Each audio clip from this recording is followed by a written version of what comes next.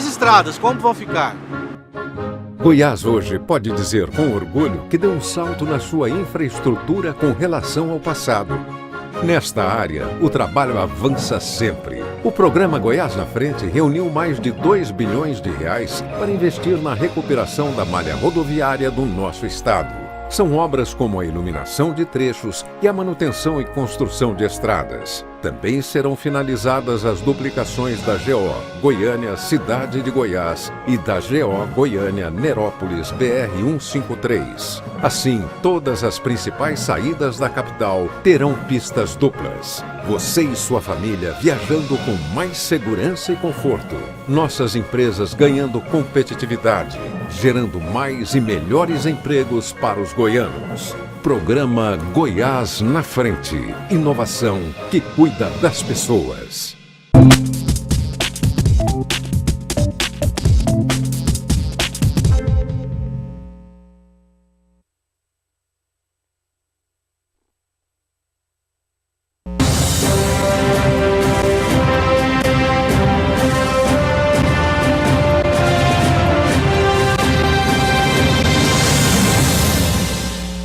Olá, começando aqui pela TV Capital, canal 32, também pela NET, canal 23, mais uma edição do Jornal Argumento.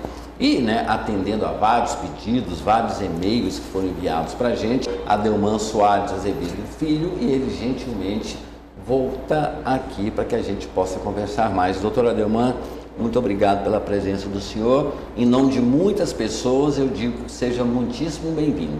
Bom, André, eu agradeço muito o convite. Espero poder conseguir explicar algumas coisas para tirar um pouquinho da angústia daquelas pessoas que estão precisando.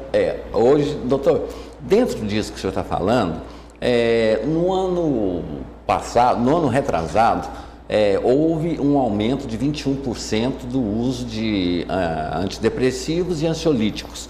Agora, uma nova pesquisa mostrou que 18% do brasileiro ele tem depressão e 400 milhões de pessoas no mundo têm depressão.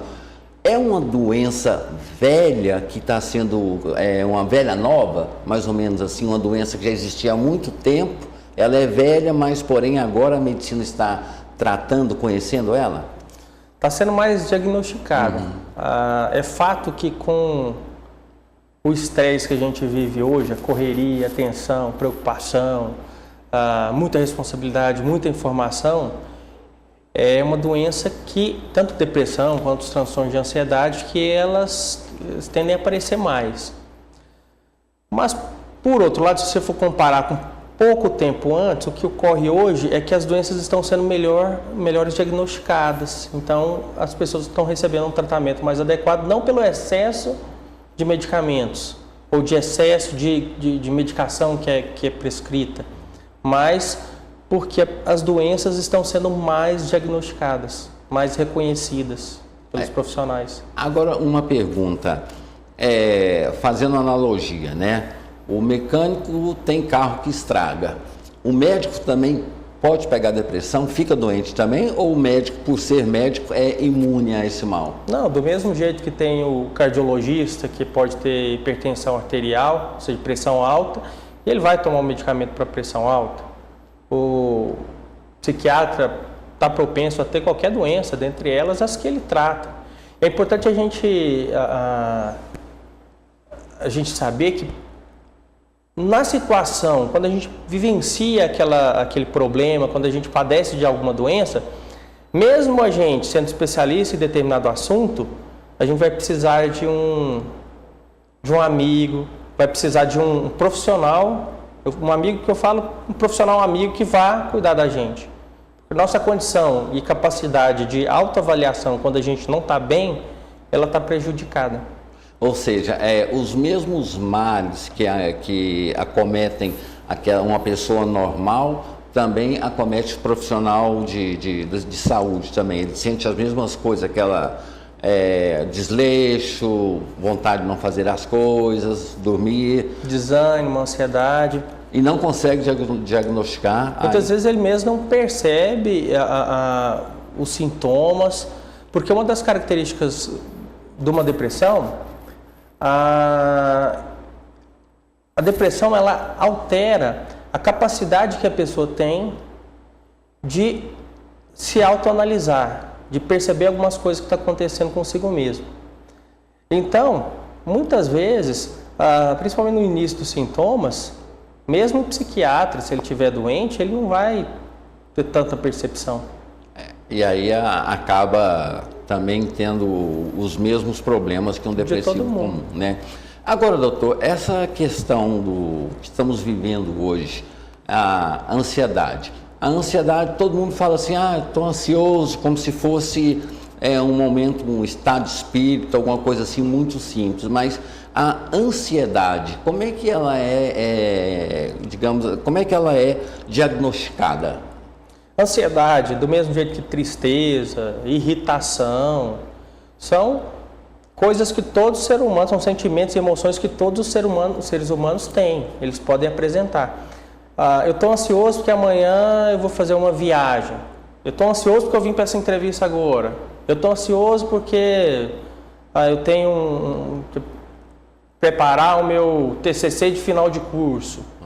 Então, a ansiedade é normal para determinadas situações. Só que quando aquilo começa a ser intenso, muitas vezes sem um motivo específico, começa a fazer a pessoa se tornar, além de ansiosa, irritada, estressada, começa a alterar o sono, começa a alterar o apetite. E aquilo dura um certo tempo, ou seja, mais de 2, 3 semanas, você continua do mesmo jeito, mesmo sem um motivo que justifique aquilo. E é percebido realmente um prejuízo na capacidade de executar as funções do dia a dia, a pessoa começa a ter prejuízo no seu cotidiano, no trabalho, aquilo sim é uma ansiedade que a gente chama de patológica, é um transtorno de ansiedade. Mas a ansiedade todo mundo tem e a ansiedade em si não é ruim e também não é doença. O momento de procurar um profissional é quando não se justifica, ou seja, todos os dias a pessoa está ansiosa, sem um motivo. Todos os dias está ansioso, está estressado demais, irritado demais. Ou então, por exemplo, sempre tem um motivo, mas a pessoa ela fica muito mais ansiosa do que é o comum de se observar. Eu fico ansioso demais com tudo que vai acontecer, com tudo, e de uma forma exagerada. Aquilo também pode ser alguma exagerado que o senhor fala é potencializar, ou seja, um problema pequeno que a pessoa dá uma dimensão maior a ele. Vamos supor, eu vou viajar daqui uma semana e aí eu já estou desesperado, já estou querendo arrumar as coisas, mas de uma forma muito, muito intensa, uma ansiedade que começa a me consumir e me atrapalhar. E isso com quaisquer coisas que vão acontecendo no dia a dia. Essa ansiedade por uma viagem que eu vou fazer, mas é ansiedade também por ter que acordar amanhã cedo para ir trabalhar. Será que eu não vou perder o horário? Será que vai dar certo? E amanhã vai ter uma pessoa que vai lá no serviço e eu tenho que... E como é que eu vou conseguir recebê-la? De uma forma, ou seja, uma ansiedade que não se justifica na intensidade que está se apresentando. Agora, doutor, voltando um pouco, os números mostram que cada dia que passa, as pessoas estão utilizando mais medicamentos, muitos por conta própria, outros pelo fato de ter um amigo que tem uma doença semelhante. Vamos começar por aí, doutor.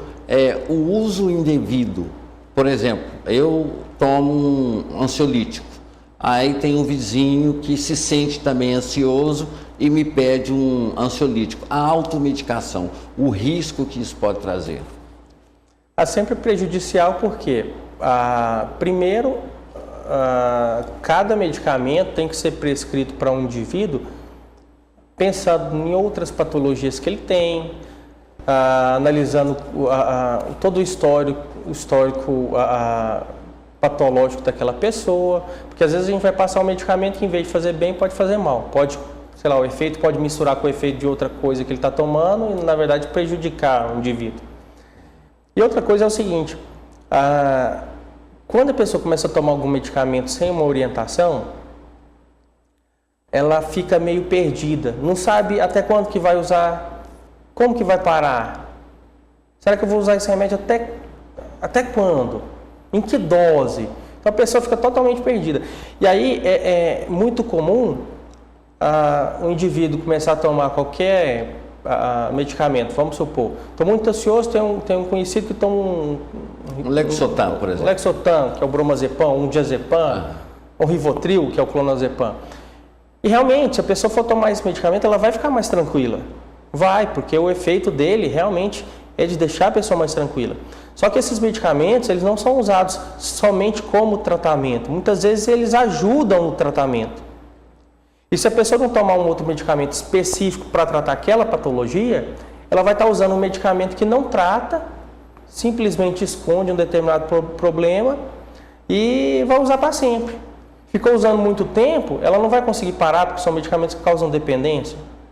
Agora, quando vai no psiquiatra, o psiquiatra prescreve um clonazepam, um diazepam, vamos supor, associado com algum outro medicamento antidepressivo. Ele está prescrevendo porque ele sabe, ele tem um projeto terapêutico para aquela pessoa. Essa pessoa vai usar esse calmantezinho, no caso o diazepam ou o clonazepam, vai usar por tanto tempo, porque nesse período inicial vai ser muito bom que ela use associado a outro remédio, mas eu tenho um planejamento que daqui tantos dias ou tantas semanas eu já tire aquele medicamento. Ou seja, o acompanhamento médico, ele é capaz de indicar e também, porque as pessoas, como o senhor fala sobre a questão da dependência, muitas pessoas, elas são viciadas em analgésicos, mas quando tem o tarja preta não tomam porque tem medo de ter essa questão do vício. Como é que esses medicamentos tarja preta provocam esses males todos? Provocam dependência, mas não é da maneira que as pessoas acham. Mas eu estou falando isso, é importante que a pessoa não fique tão empolgada e ache que pode se medicar à vontade. Não, com orientação, com indicação de um profissional, de um médico, e se for um médico psiquiatra, melhor ainda. Esse medicamento, ele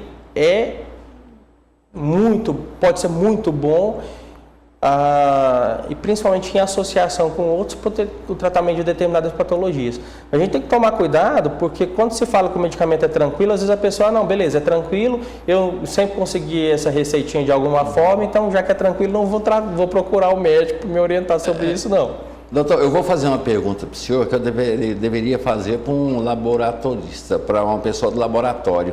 Por que se coloca essa tarja preta no medicamento? São medicamentos, as tarjas pretas, elas representam os medicamentos que têm um potencial de causar dependência.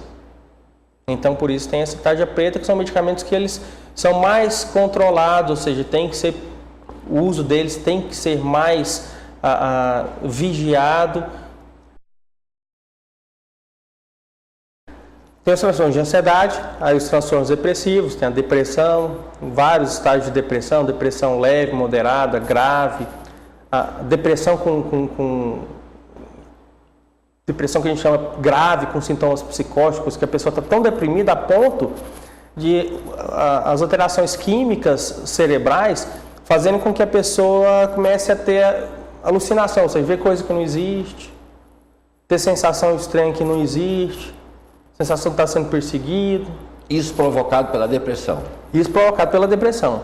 Mas além dos transtornos de ansiedade e a depressão, a gente tem transtorno bipolar, que a pessoa tem em determinados momentos um período de tristeza, de depressão, não só tristeza, mas um período de depressão, de doença, depressão, e um período de euforia, que é um período em que ela fique mais agitada e mais feliz do que o normal. Muita gente pensa assim, não, eu sou bipolar, que é comum demais todo mundo falar isso, eu sou bipolar. É como se fosse uma personalidade e não uma patologia, uma doença. E assim, é diferente, porque a pessoa às vezes pensa, de manhã eu estou tranquilo e de tarde eu fiquei irritado. E todo dia está acontecendo isso, direto eu estou de um jeito e depois modifico o meu jeito. Isso não é transtorno bipolar. A pessoa está mais irritada, pode ser por outras coisas, pode ser também por um transtorno bipolar. Mas não é especificamente uma característica comum, porque as alterações que a gente encontra no transtorno bipolar são alterações de humor, ou seja, tristeza e alegria exagerada. período que a pessoa está deprimida e um período que ela está eufórica, muito mais feliz, sem sono e, independente de não dormir nada, no outro dia também está com a bateria totalmente carregada, cheia de ideias, falando o tempo todo. E isso com uma frequência de quanto tempo, mais ou menos? Varia de indivíduo para indivíduo, mas, por exemplo, um período de depressão de, no mínimo, 2 semanas, para fazer um diagnóstico preciso, e um período de euforia pode ser tanto muito exagerado que a pessoa perde a conexão com a realidade, a ponto de, tipo, eu achar que eu sou o presidente da República, eu achar que eu sou dono de Goiânia. Ou então, que a gente chama isso aí de mania. Ou então, uma hipomania, que é a pessoa está mais feliz do que o normal, mas sem tirar totalmente os pés da realidade. Ou seja, cheio de planos, falando o tempo inteiro, não dorme. Nesse momento também se irritando com mais facilidade. Agora, doutor, essas doenças são hereditárias? Elas passam de pai para filho? Porque nós vivemos até pouco tempo, a gente tinha o Adalto Botelho, onde colocava ali as pessoas que tinham algum distúrbio, eram tratadas de loucas. Então, a gente tem aí uma nova geração de pessoas que talvez tiveram algum distúrbio mental. Isso pode ser hereditário, doutor? Pode, a pessoa sim. Desenvolve? Todas as doenças psiquiátricas, elas têm um fator genético, ou seja, aquilo que é passado de pai para filho, de avô para o neto, mas não somente esse fator. Existem vários outros que, juntando ao fator hereditário, podem fazer aquela doença aparecer. A personalidade de cada um, ou seja, o jeito de cada um ser. Tem pessoas que elas são mais preocupadas por natureza do que outras, mas não estão doentes ainda não. Mas essas pessoas, elas têm uma chance maior de desenvolver um transtorno de ansiedade, uma síndrome do pânico, porque ela já tem uma personalidade que é mais preocupada, mais tensa, ou seja, mais propícia a determinada patologia. Juntando isso com a genética, aquela doença, aquela patologia pode se manifestar. Outra coisa são os estresses que a gente vive no dia a dia. Está numa profissão ou numa rotina que está muito tensa, muito cansativa, de extrema preocupação. Então, aquele período de maior tensão emocional pode fazer eclodir uma doença e fazer aquela coisa que às vezes geneticamente a pessoa já tinha uma predisposição, mas ele estava adormecida, e através de um momento de maior estresse, uma vivência de algum período de maior estresse, aquilo eclodiu. O senhor falou sobre síndrome do pânico. Inclusive, pessoas chegam até a desmaiar. A pessoa que tem esse mal, ela não consegue identificar. Aí, família e pessoas próximas são fundamentais na descoberta dessa questão da síndrome do pânico. Uma pessoa que ela consegue entender que ela teve uma crise de pânico? No início, é difícil que a pessoa entenda, porque os sintomas físicos, eles são bem reais. Mas o problema não está no coração. Não vou ter um infarto, meu coração está danificado. Tontura, vertigem. Eu vou ter a questão está no cérebro. O cérebro, ele faz com que a gente tenha aquelas sensações físicas sem que aquele órgão esteja comprometido. Vamos supor, pega uma pessoa que tem realmente um entupimento numa artéria do coração. Ela é mais propícia a ter um infarto. O que acontece no infarto? Uma quantidade de sangue que deveria chegar na musculatura do coração, ela não consegue chegar porque aquela artéria que levava o sangue está entupida.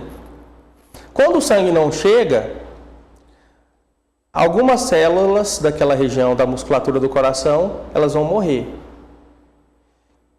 Não é o coração, a partir daí, ele não sente dor. Você não sente dor no coração nem no peito por causa disso. Sente porque um receptor ali naquela região manda um sinal para o cérebro dizendo: está chegando pouco oxigênio para mim aqui. Então, eu vou começar a morrer. Aí o cérebro vai e manda um sinal de dor. Se não existisse, se por algum motivo essa comunicação for cortada, a pessoa infarta sem sentir dor. Ou seja, tudo está aqui no cérebro. E quando a gente fala tá no cérebro, não significa que não, é tudo da minha cabeça, é emocional e eu tenho controle sobre aquilo. As alterações químicas, por diminuição de serotonina, dopamina, noradrenalina e outros neurotransmissores, elas começam a causar algumas alterações que independem da nossa vontade. Então a gente começa a ter sensações que, embora não sejam significativo de que algum órgão está doente, algum órgão específico onde a gente está sentindo dor, mas a dor realmente ela existe. E isso é dentro da crise do síndrome do pânico ou não? Em todas as doenças psiquiátricas. Porque em todas as doenças psiquiátricas existem alterações desses neurotransmissores. Mas em cada pessoa o sintoma se manifesta de uma forma diferente, levando a pessoa a ter uma doença ou outra. Doutor, eu tenho que fazer um intervalo comercial. Na volta, falaremos mais sobre essa questão da depressão, perda, esse momento que a gente está vivendo hoje, que as pessoas estão em busca, não sabem do que, estão muito perdidas. Então a gente faz um breve intervalo comercial e daqui a pouco a gente continua conversando com o Dr. Ademar Soares Azevedo Filho, ele que é médico psiquiatra. Um instante só.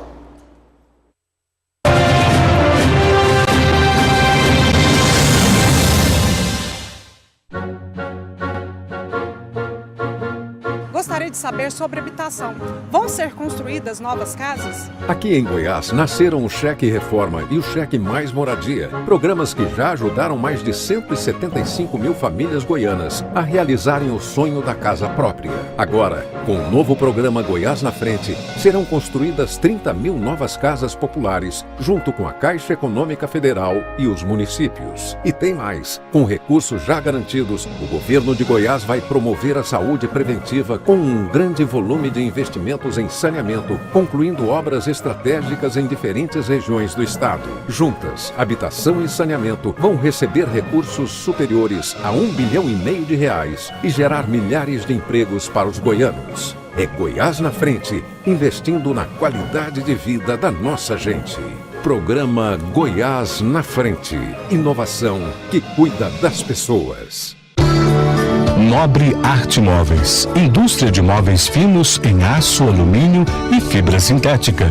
Mesas, cadeiras, camas, sofás, banquetas e móveis em geral, com beleza e requinte. Móveis fabricados e personalizados de acordo com cada cliente, pois só quem fabrica pode fazer mais barato. Rua Pinheiro Chagas, Cidade Jardim. Entre em contato pelo telefone 3256-5812. Nobre Arte Móveis. Decorando para você. Bom gosto e qualidade ao seu alcance. O seu almoço te espera no Seleto Restaurante.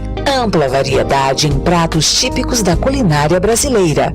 Ambiente familiar e espaçoso. Reúna sua família ou traga os amigos para o melhor almoço de Goiânia no Seleto Restaurante. Se preferir, conte com o nosso teleentrega ligando para 3255-3231. Aberto de segunda a sábado, das 11 às 14h30. Seleto Restaurante, porque o seu paladar merece o melhor.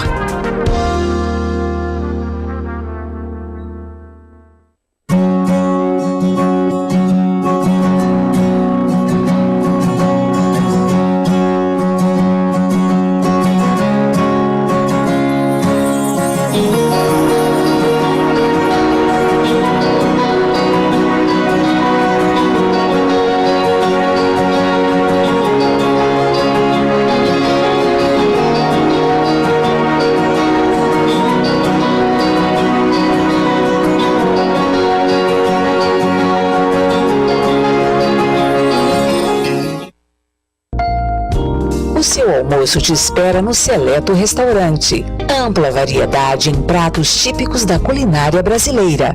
ambiente familiar e espaçoso. Reúna sua família ou traga os amigos para o melhor almoço de Goiânia no Seleto Restaurante. Se preferir, conte com o nosso teleentrega ligando para 3255-3231. Aberto de segunda a sábado, das 11 às 14h30. Seleto Restaurante, porque o seu paladar merece o melhor.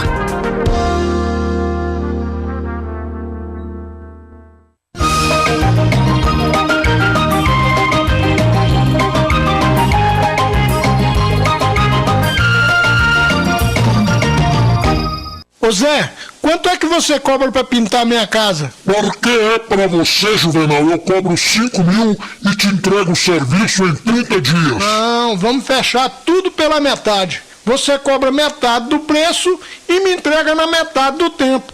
Ok, Juvenal, tudo bem. Qual a metade da casa que você quer que eu pinta, de fora ou de dentro? Vou te bater R$1. Quem trabalha com a Real Cores não precisa pechinchar nunca. Aqui tem produtos Souvenir, Anjo, Wanda, Sher Williams, Leiner Tex, e a Real Cores faz manipulação de tintas automotivas com acerto de cor. Seu carro fica como original. E a Real Cores fica aqui, na Avenida T9, 3149, no Jardim América, em Goiânia, Goiás, ao lado do Correio. Fone 62 3088 2828. Venha tomar um cafezinho ou um suco com a gente e confira. Traga seu orçamento e cobrimos a oferta. É só falar com o Deusimar. Ô Zezinho, o que é que você vai ser quando crescer?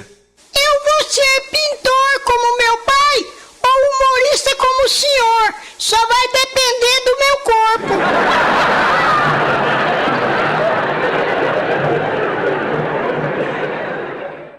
Real Cores, a cor perfeita. E as estradas, como vão ficar? Goiás hoje pode dizer com orgulho que deu um salto na sua infraestrutura com relação ao passado. Nesta área, o trabalho avança sempre. O programa Goiás na Frente reuniu mais de R$2 bilhões para investir na recuperação da malha rodoviária do nosso estado. São obras como a iluminação de trechos e a manutenção e construção de estradas. Também serão finalizadas as duplicações da GO Goiânia Cidade de Goiás e da GO Goiânia Nerópolis BR-153. Assim, todas as principais saídas da capital terão pistas duplas. Você e sua família viajando com mais segurança e conforto. Nossas empresas ganhando competitividade, gerando mais e melhores empregos para os goianos. Programa Goiás na Frente. Inovação que cuida das pessoas.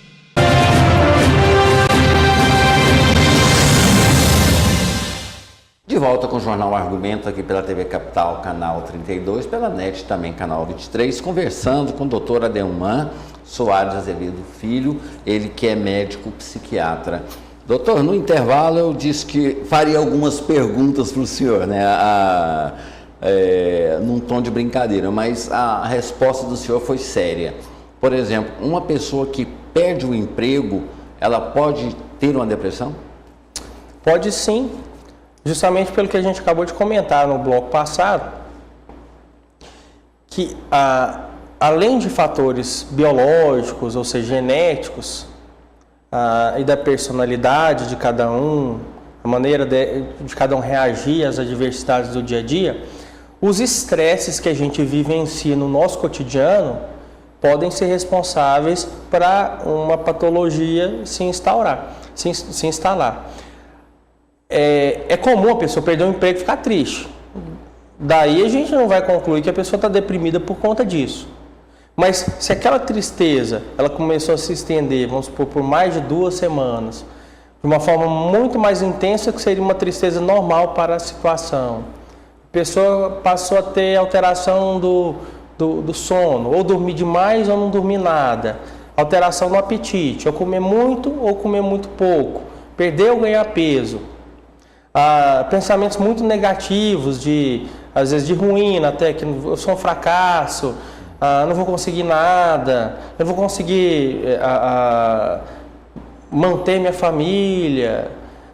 Quando aquilo começa a durar mais tempo e se agrega a esses outros sintomas, alguns ou todos, ou mais alguns até, a gente conclui que a pessoa pode ter entrado em depressão, sim. E o fator ambiental, que a gente chama de fator que causou aquilo, foi a perda de emprego. Mas é importante a gente saber o seguinte: essas alterações, as alterações químicas que vão acontecer no nosso cérebro e causar uma determinada patologia, raramente vão acontecer de uma hora para outra.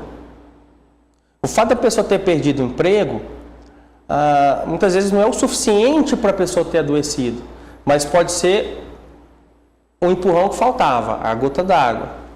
Então esse indivíduo às vezes já estava tenso, preocupado demais, estressado demais, trabalhando demais, já vinha muito irritado, ou até com sentido de tristeza com maior frequência do que tinha antes, mas nada a ponto de ele perceber prejuízo na sua qualidade de executar as funções do dia a dia. E em determinado momento juntou com a perda do emprego, e aí tudo aquilo eclodiu. Ou seja, desde algum tempo essa pessoa está sofrendo um estresse emocional, e esse estresse emocional por um determinado tempo foi suficiente para causar alterações, ou seja, redução na produção de serotonina, dopamina, noradrenalina, e com a perda de emprego aquilo tudo eclodiu de uma forma patológica. Doutor, e como a família deve conduzir esse processo que a gente já falou aqui, que normalmente são as outras pessoas que percebem a nossa mudança? Para nós, ou seja, estou com mais sono, quero ficar mais tempo na cama, não estou comendo muito, mas é porque eu estou fazendo regime, coloca numa situação dessa, ou outros sintomas qualquer que a pessoa ela recebe com naturalidade. O papel da família nesse momento? É extremamente importante. E a gente tem que entender também o lado do familiar, que vê a pessoa que ama mal, ele sofre também. Muitas vezes ele quer ajudar de uma forma que ele se torna inconveniente, inapropriado. Por exemplo, a pessoa está tão deprimida, e aí o familiar, não, vamos fazer o seguinte, vamos sair, vamos para o shopping, vamos fazer alguma coisa. E a pessoa não está dando conta de fazer nada. Não é o fato de sair que vai fazer ela melhorar, porque o fato de sair, inicialmente, o fato de sair de casa, não vai fazer o cérebro dela voltar a produzir serotonina adequadamente. Então, com informação, a gente informando, as pessoas tendo mais conhecimento sobre as patologias, fica mais fácil entender e saber a melhor maneira de ajudar. A melhor maneira de ajudar é reconhecer que aquela pessoa não está tendo o comportamento que é o habitual dela. E se a pessoa estiver muito ruim a ponto de, ela está, meu marido, minha esposa, o meu pai, minha mãe, meu irmão, tá muito triste, só quer ficar na cama, não tem vontade de fazer nada, antes gostava de sair, gostava de praticar um esporte, gostava disso, daquilo outro, e nem isso ele está com vontade mais de fazer. Só que às vezes aquela pessoa que está nesse estado, ela não tem a força necessária e a percepção necessária para levantar e procurar um médico. Então é importante que a família nesse momento se encarregue dessa função, pegar a pessoa, levar a pessoa no médico. Não, eu não quero ir não tem problema não, vamos lá, mesmo assim, não tem problema não. Sem compromisso, mais ou menos assim. Você quer ir? Você vai, você escolhe como que você quer ir pro médico. Você quer que a gente te amarre, te arraste para ir? Mas você vai, porque eu tô vendo que você não está bem. Agora, doutor, o senhor falou endorfina, serotonina. O que é isso? Mas o senhor fala sobre a depressão, sono, não sei o quê, serotonina e dopamina. O que é isso e como é que isso funciona no organismo? Existem algumas substâncias que a gente chama neurotransmissores, que são importantes para a transmissão dos impulsos nervosos no cérebro, e no organismo inteiro, mas os neurotransmissores estão ligados ali com o cérebro. de um neurônio para outro, transmitindo uma mensagem, e essa mensagem estimula a produção de algumas substâncias que fazem a gente ter um determinado comportamento, ou fazer um determinado movimento, por exemplo. Então, serotonina, a função da serotonina está ligada com a pessoa estar tranquila, está calma, está alegre. A falta da serotonina, a diminuição da função dela, a grosso modo, faz com que a pessoa fique irritada, triste, ansiosa. Ou seja, tudo cinza. Tudo cinza. A dopamina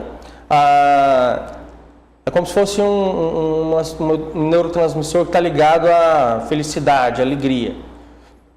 Ela está relacionada, por exemplo, a pessoa que usa uma droga, usa crack. Quando ela usa o crack, é como se naquele momento o crack induzisse uma liberação de dopamina tão grande, tão grande, tão grande, que a pessoa entra num êxtase de felicidade, por exemplo. Por isso, a dependência.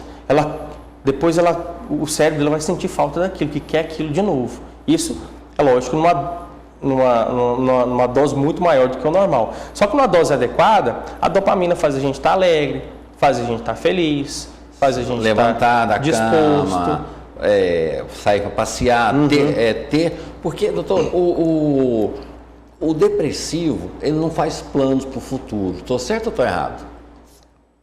Isso vai de pessoa para pessoa. E de tipo de depressão que a pessoa tem.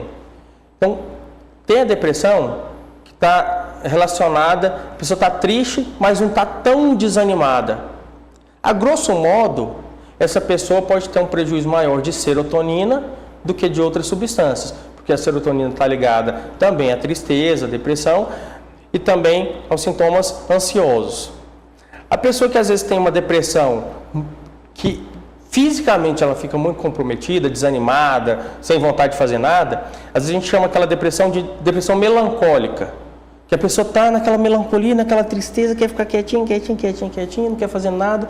E realmente, nesse estágio, às vezes ela não tem plano nenhum e o objetivo dela até era que ela dormisse e o mundo acabasse, ou ela acabasse, culminando até no pensamento, na tentativa de suicídio.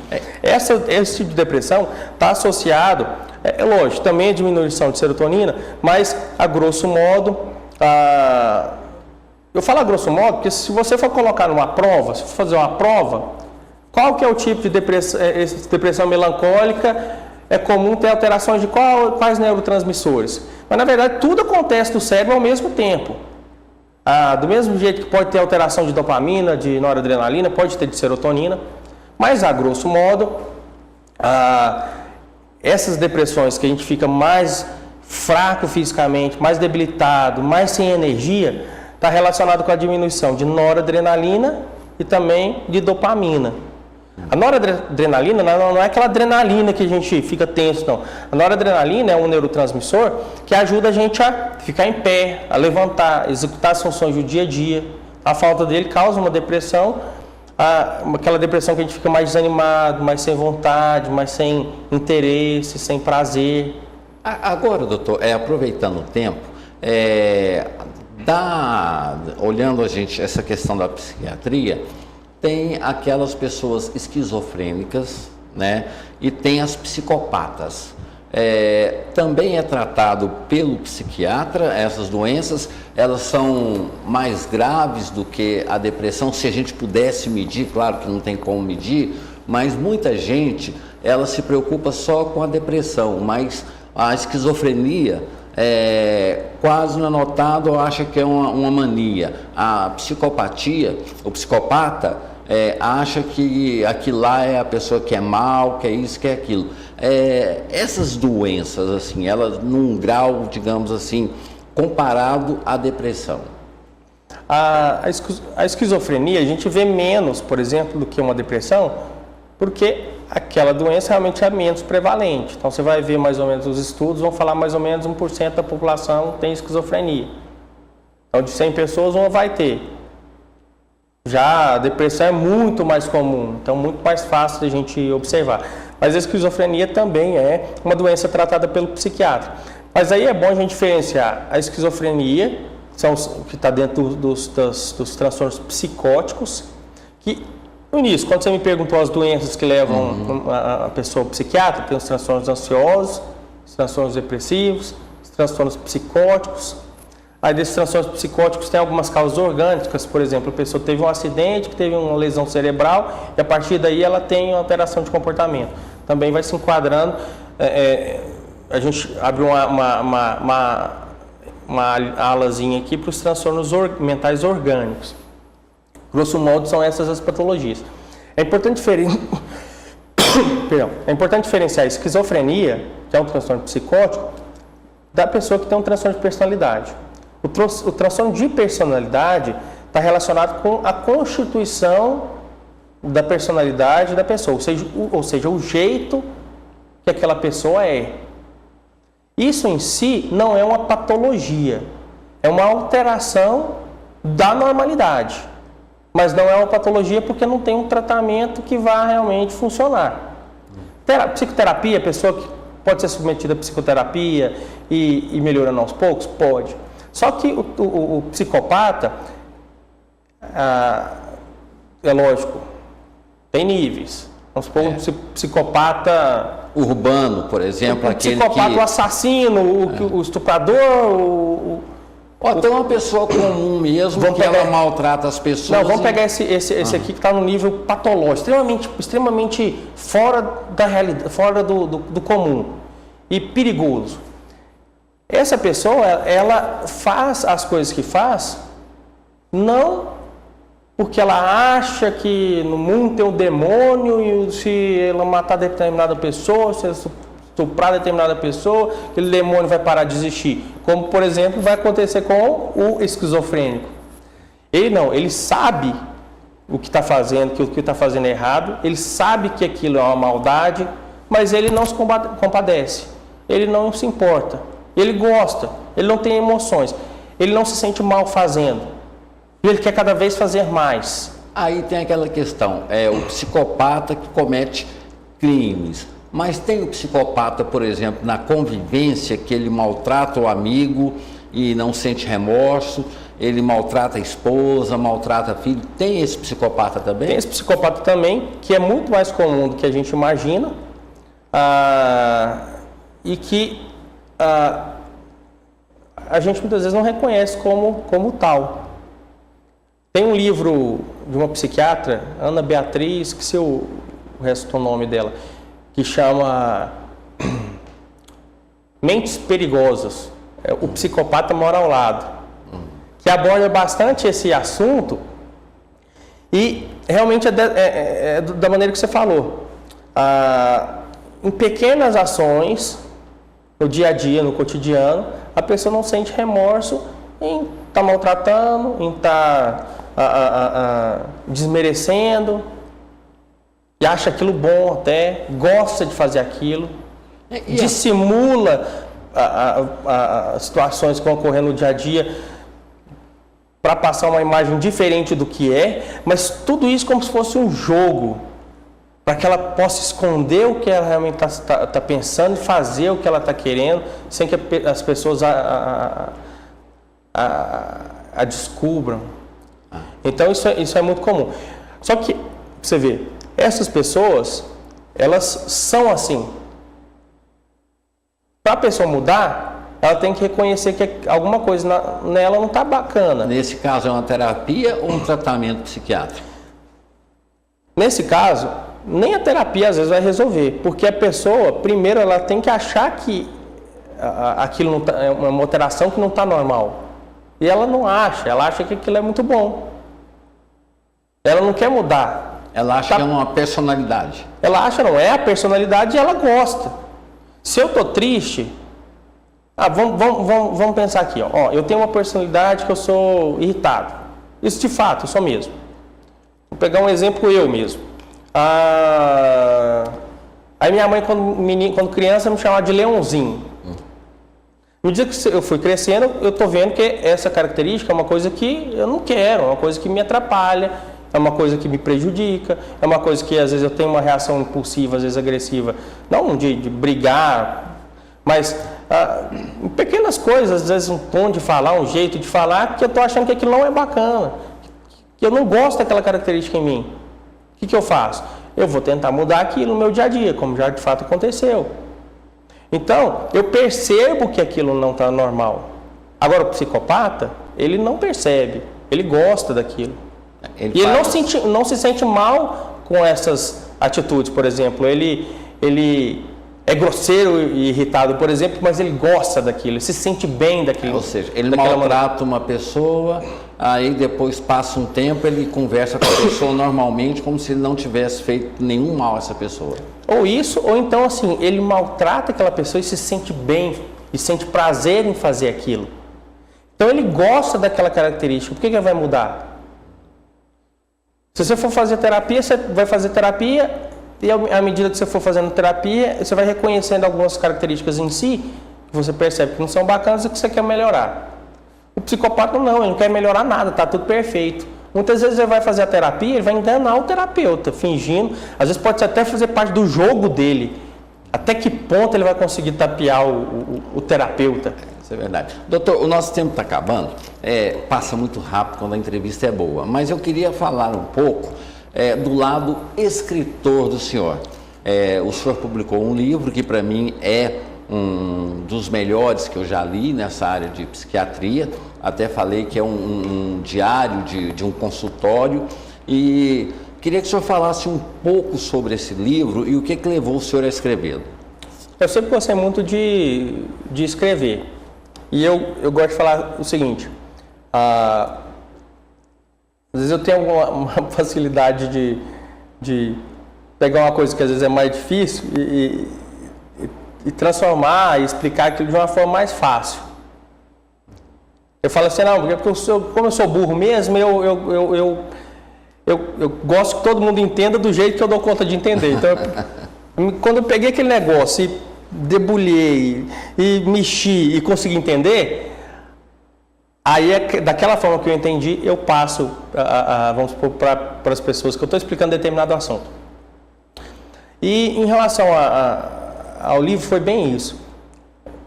Não é um livro de autoajuda.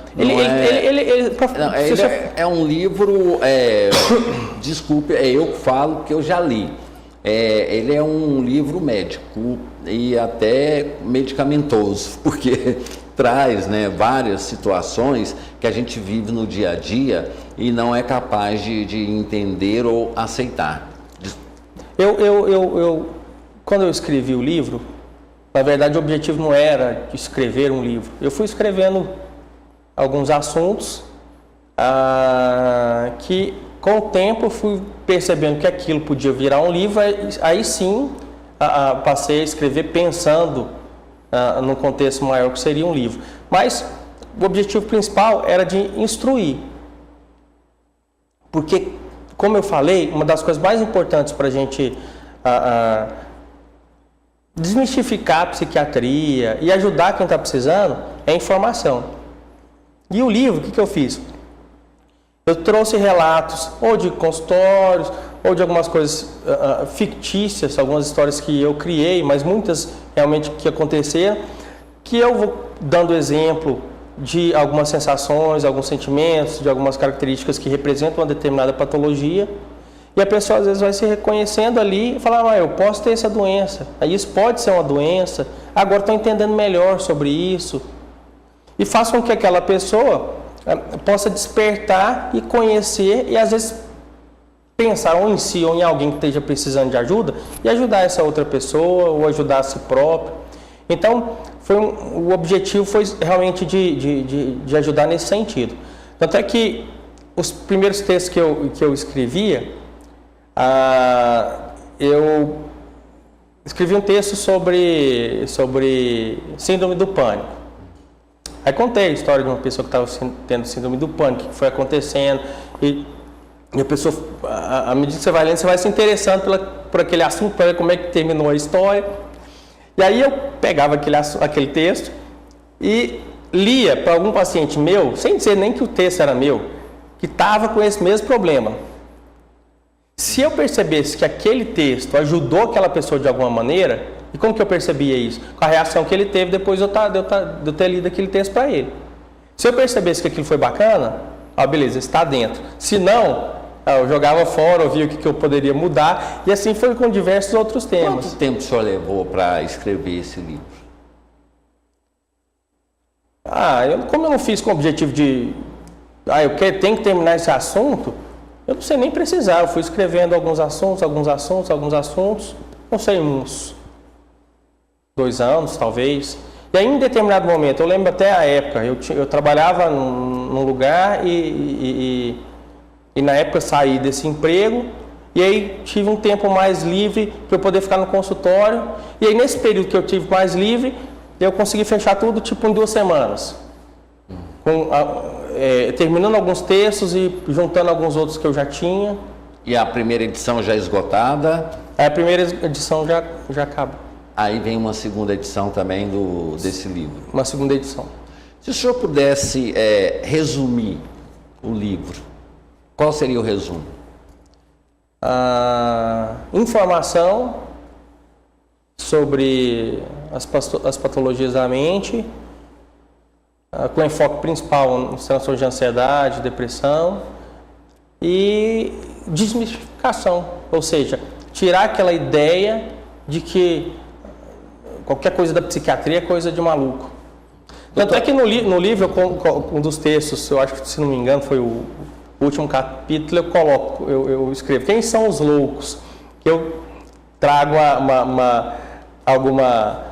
uma história que aconteceu em hospital, em momento de internação, uma pessoa que dita louca, esquizofrênica em crise, por determinada situação, teve uma reação, aí a gente pensa, não é uma pessoa normal teria esse tipo de reação. Aí até o título do capítulo é Quem são os loucos? Isso é verdade. Doutor, o nosso tempo chegou ao fim, mas uma última pergunta. Esses problemas, tanto depressão como a gente falou de esquizofrenia, tem tratamento ou tem cura? Muitos têm tratamento e alguns têm cura.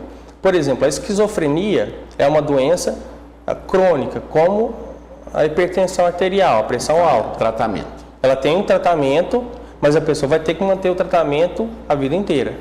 Depressão. Uma depressão, a pessoa, no início, ela vai fazer um tratamento e o objetivo é que o tratamento tenha começo, meio e fim. Mas, em relação, por exemplo, à depressão, é o seguinte, a gente está numa estrada, numa trilha, que representa nosso dia a dia, os estresses que a gente vive, a tensão que a gente vive, e de repente a gente cai num buraco, que é a doença. Eu vou tirar a pessoa do buraco como? Fazendo um tratamento. Mas depois que a pessoa tratou, que melhorou, que eu dei alta, suspendi os medicamentos, se ela voltar para aquela mesma rotina de tensão, de estresse, ela vai cair no mesmo buraco. É uma doença recorrente. Por isso que muita gente vai ter aquela doença a vida inteira. Por quê? Porque não é só tomar um remédio. É importante ela analisar como é que estava o cotidiano, como é que estava a vida dela, para ela mudar alguns aspectos, para que não esteja sendo bombardeado o tempo todo por fatores estressantes, como estava sendo antes, e que ela não adoeça depois. Ok. Doutor Adelman Soares Azevedo Filho, médico psiquiatra, autor do livro Libertar, desculpe. Libertar. A segunda edição já está para chegar. Se bem que podia ser esse nome também, né? Mas o mais importante é o conteúdo do livro. Doutor, agradeço muitíssimo e eu sempre falo, o senhor não tem ideia da quantidade de pessoas que o senhor ajuda através de algumas exposições, até mesmo para que a pessoa, já teve pessoas sobre síndrome do pânico, que pegou uma entrevista que nós fizemos há algum tempo, gravou no DVD para mostrar para o marido que era a síndrome do pânico, não era algo que ela inventava, era algo que ela existia e falou, o médico falou. E tem outras também que falavam assim, aquele médico novinho, bonitinho, não sei o quê, também falando sobre essa questão. Doutor, eu agradeço demais pela essa oportunidade que a gente teve aqui. desejo sucesso para o senhor e que a gente na próxima semana volte a falar sobre isso. Fechado, André. Eu agradeço a você, a Jornal Argumento, a TV Capital e a possibilidade de estar expondo um pouquinho, explicando, para esclarecer mais para as pessoas sobre as doenças mentais. E se as pessoas tiverem um interesse em saber sobre outras doenças, alguma coisa específica, que também entre em contato para a gente falar sobre outras coisas. Qual é uma coisa importante? Qual o telefone que a pessoa pode manter contato com o senhor? A pessoa que assistiu a entrevista e quer obter mais informações, qual o telefone que a pessoa pode ligar?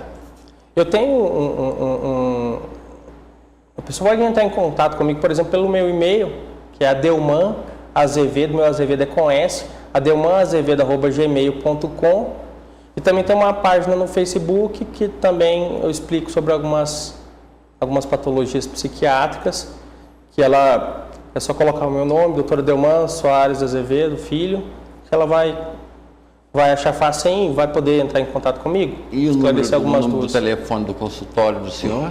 Isso eu não gosto muito de passar não, André, porque assim, meu objetivo não é, realmente é esclarecer. O